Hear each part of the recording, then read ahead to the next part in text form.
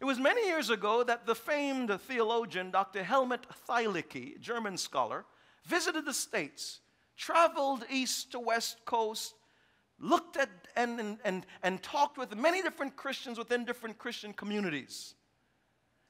At the end of his trip, they asked the great scholar, they said, Dr. Thielicke, what would you say is the greatest weakness among American Christians? And the great scholar reared back and said, they have an inadequate view of suffering.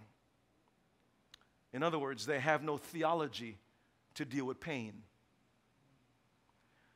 It's so true.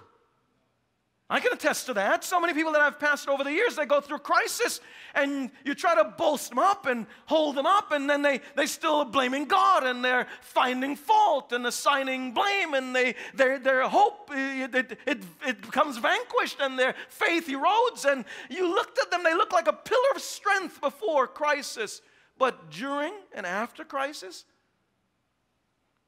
weak, backslidden, spiritually anemic. Don't let that happen to you. Even if you don't understand why it happened, be like Job. Naked I came out of my mother's womb, naked I shall return.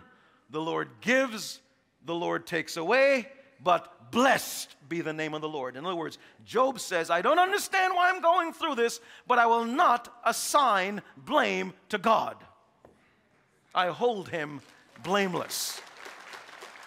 Come on, if we're going to give the Lord a round of applause, let's give the Lord a round of applause.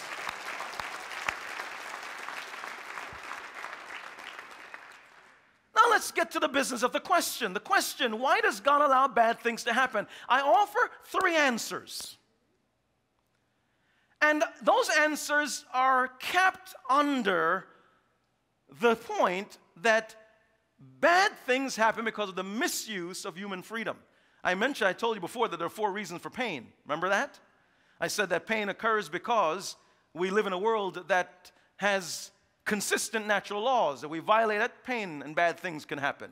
We also recognize demonic assault is a basis for pain and bad things occurring. 3rd is disobedience to God's laws. 4th is a misuse of human freedom. May I also say there's a 5th reason for pain? I'll throw it in extra. It's called an appeal to mystery. Fancy theological term to mean, I don't know. I don't know why babies die in the mother's womb. I don't know why some people die from a car accident while others don't die. And so, truth be told, our intellectual honesty is that we don't know. Our finite minds can't grasp all of the detail behind the genius of God. And when we get to heaven, then we can lay out our questions. And believe you me, I'm going to knock you out of the way to get to God first, to get my questions answered. You're going to say, I thought that was Pastor Dave. I thought he's a godly man. Well, I'm getting you out of the way. However I need to do it to get to God, because I have a lot of questions.